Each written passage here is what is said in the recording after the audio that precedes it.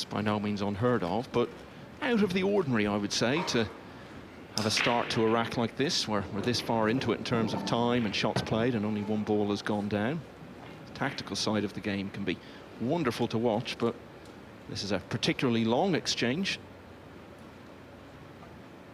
Yeah, like I said, when you broke and all the balls were on one side, hard to get a lot of offensive pass from one to the next. And then possibly you get a little fortune.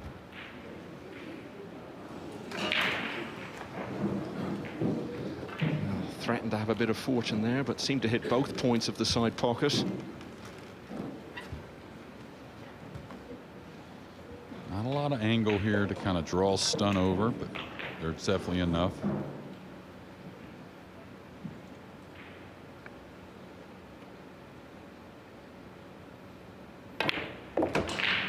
He decided to draw. Yeah, I didn't want to say till I was sure, but I did think it was 13-8, and I've just checked that. Mickey Kraus beat Johan Chua. But actually, a bit like the Hanoi final, it didn't quite tell the story, the margin in the end of how dramatic it was. So a lengthy exchange early on in the rack. Ultimately resulted in an opportunity for Szewczyk. And the experienced Pole has this to lead 1-0.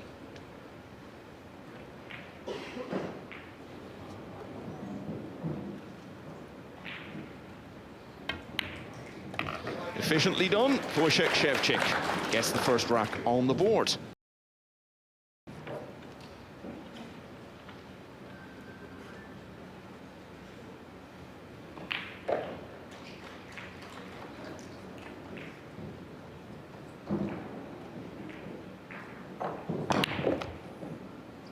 All right, he did avoid the brown.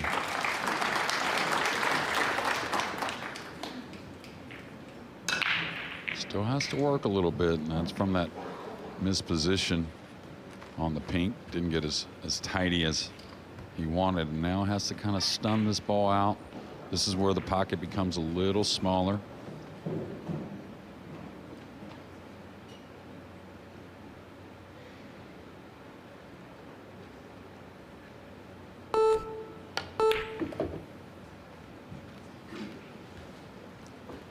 Tip kind of came up on him a hair. That's why he has a little more angle. If he draws that back a little bit, he lessens the angle. It's a little odd. Trying to maintain on the right side of the table with the cue ball.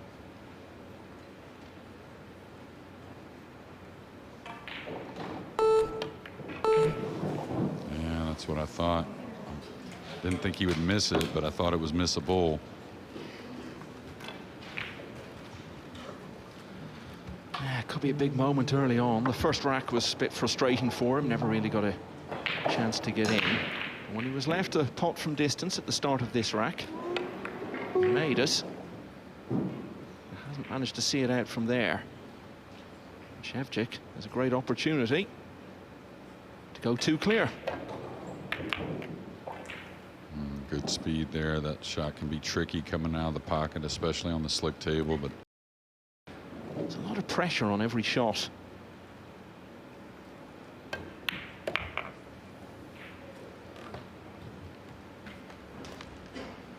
One thing that most all the Polish contingent is labeled as is very solid. May not be Johan Chua highlight reel or some of the other greats that we love watching. Just not going to falter too much.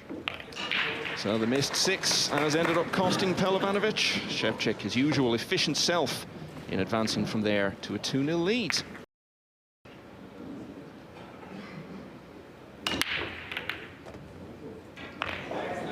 But not this time. He has made the golden break. When the 9 goes down at any point, as long as it's a legal shot, that ends the rack. And how Pehlivanovic has really been punished for his miss in rack 2, because Szewczyk has swept into a 3-0 lead.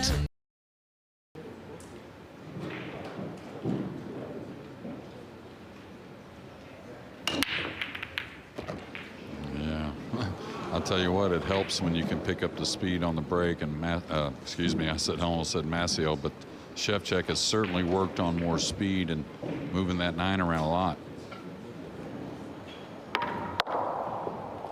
Now, brand new kind of territory for Sanjin. I don't think he's trailed the entire week in a match, and certainly not by 2 or 3 games. Well, he just cruised through the early rounds. He only lost 3 racks in total in his first 3 matches. Szewczyk's had a couple of close ones against Phil Wildman and Tobias Bongers along the way. His big moment was beating 2-time world champion Albin Ocean yesterday. I'll tell you, it looks simple but so effective. Bringing that cue ball up on the 9 really has made awkward cueing hard to get a lot of power on this kick shot as well, and cut off a couple rails.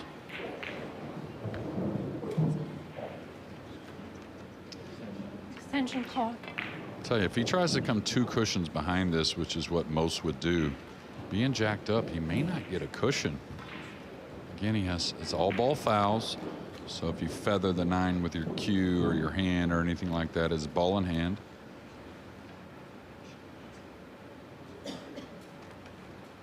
Yeah, this is super awkward. 2 cushions is the way you want to go, but you need some speed. Really good hit. I'll tell you what, I know it's only 3-0, but to get him on the board, and we'll see how this match unfolds. Remember that kick shot later on.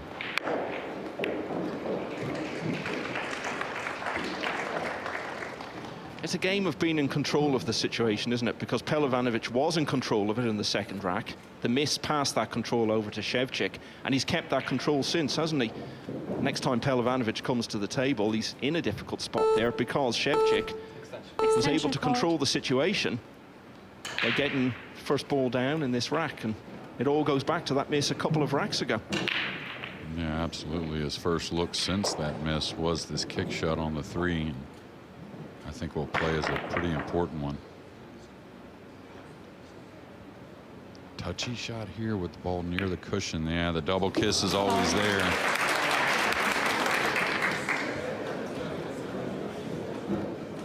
And now it's Pehlivanovic back in control. Ball in hand this time. He's got to make more of it. Yeah, he missed his mark by some piece there. I mean, he was almost at like 2/3 of the ball, knowing that ball near the cushion.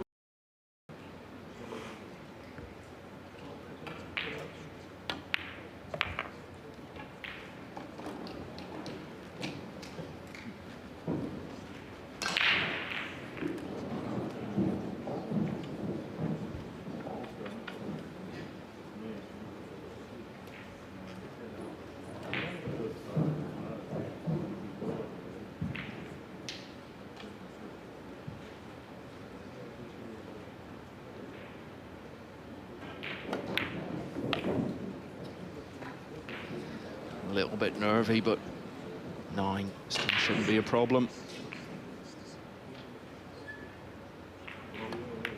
Passed up his chance in rack 2, didn't make the same mistake again a couple of racks later.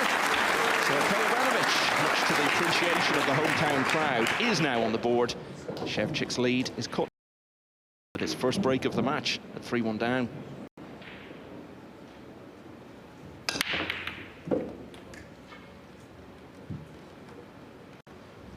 The 2's going to open up.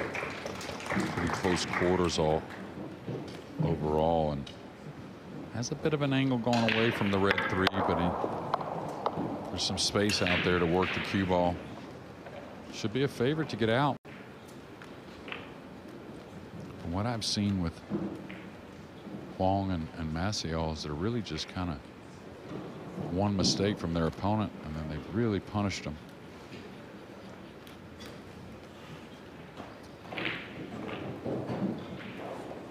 This overhead tells me this is a bit more tricky. Going forward, it looks like he has to contact the 9, which could end up with an early win. But otherwise, he'll have to dig on the cue ball.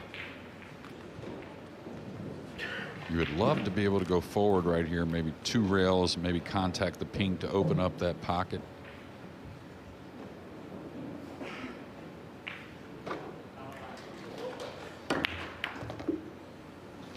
was going to hurt.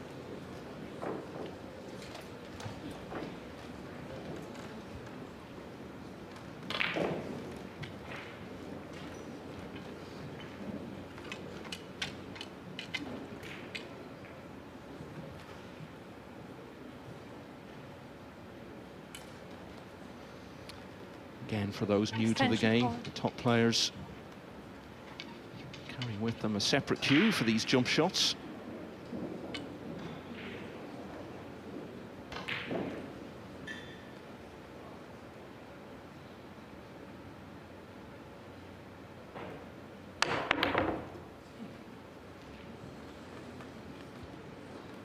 Say doesn't want to give up an early winner with the 4 so difficult, and this is dressed up about as good as it could.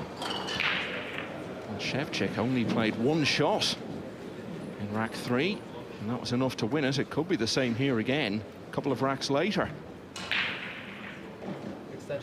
Extension called.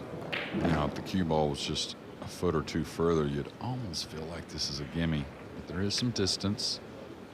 Extension called. Not the type of shot you want to fire, but you're not going to roll it, obviously. But definitely, you got to shoot at it. This for 4-1.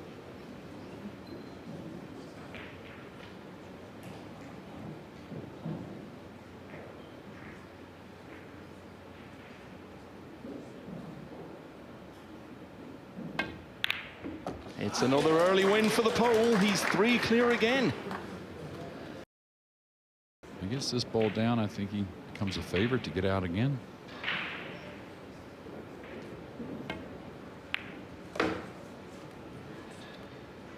Okay, this is going to end up on top of the 3.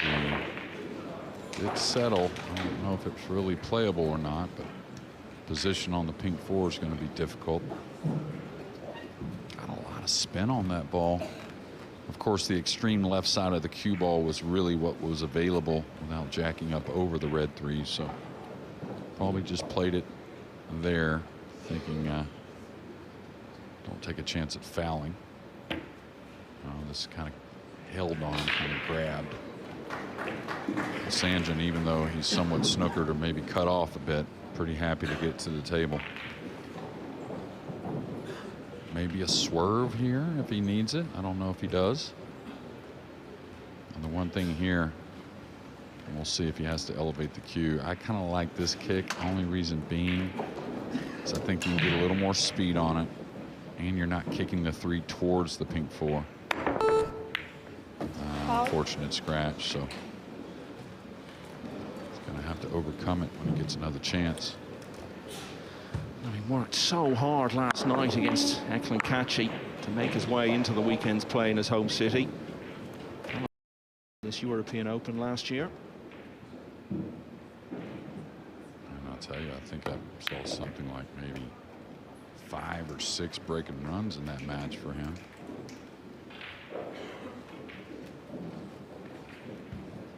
And Massimo looking to reach his 3rd major quarterfinal.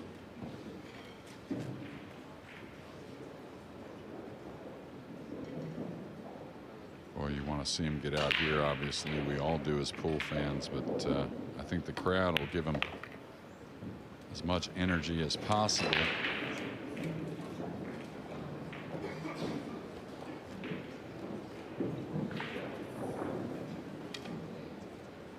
Now, as a pool player, I mean, you always think you can win, but as long as your opponent needs 2 games, that's where you really think you can win. You can come back from pretty much anywhere.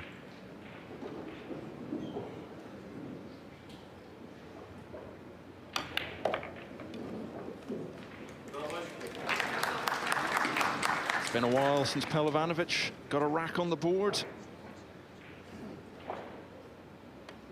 After losing 5 in a row, he's taken that one. And the home crowd, who've been largely silenced.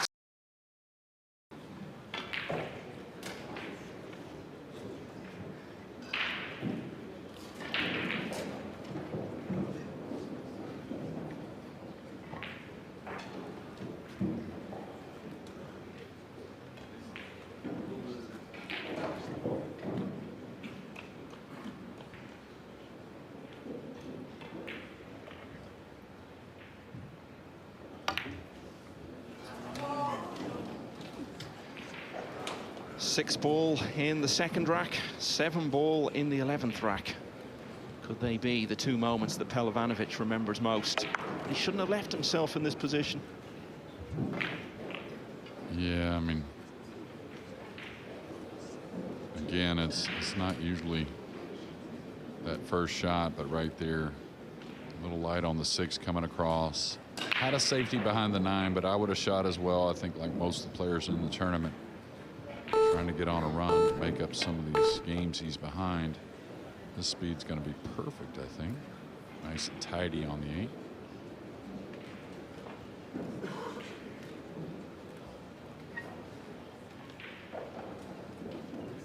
Extension called.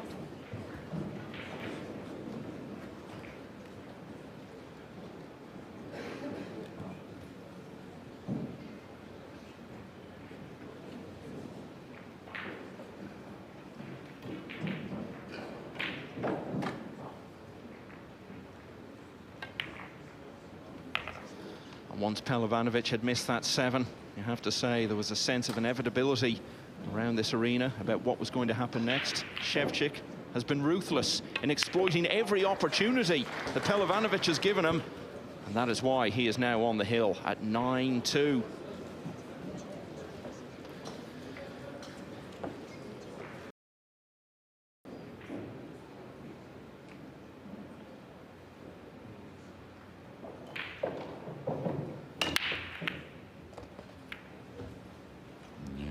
Ball going up near the corner. You got to take advantage when you get these, kind of things rolling your way, whether it be shots after the break, nice layouts, kicking safe. Does not matter. He's been on point no matter the situation, and we may have seen the last of Sanjin Pehlivanovic here in the 2025 European Open. Yeah, that was Szewczyk's last break of the match. His 10th. Only once has he not made the one in the side. That was all the way back in rack 2, and Pehlivanovic did have his chance to win that one. That was the one in which he missed the green 6. And really, that has set the tone for pretty much everything that's followed.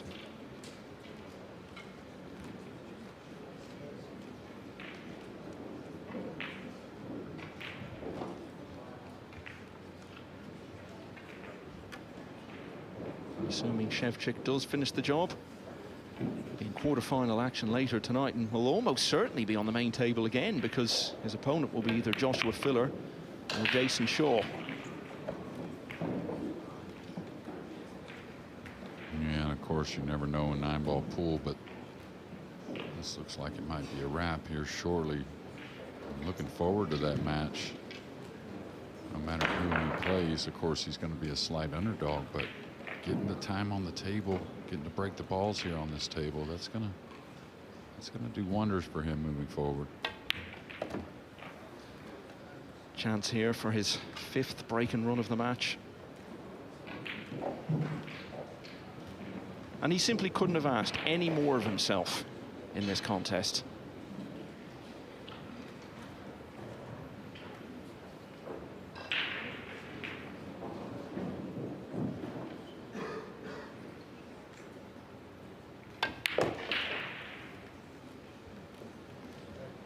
It's still going to be a week that Pehlivanovic will remember forever. And he won't be without his special memories to take away from it. He'll always have that win over Eklund Kaci last night.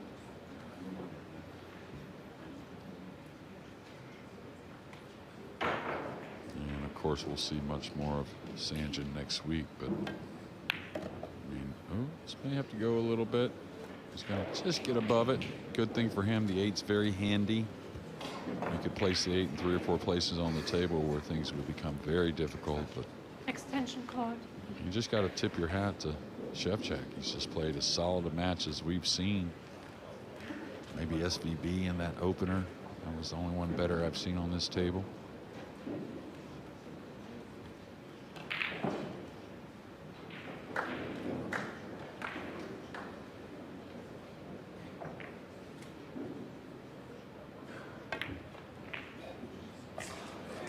Yeah, you talk about next week. That is, of course, the Premier League pool. And Pehlivanovic has got really good history in that event. A couple of years ago in Leicester, as you referred to earlier on, JJ. He won 13 of his 15 matches in the first phase and ended up in the semi-finals.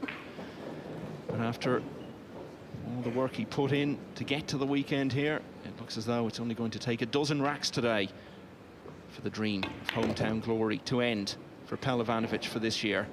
But what about Wojciech Szewczyk, a World Championship semi-finalist last year, a player who we all feel is capable of winning one of these big major titles?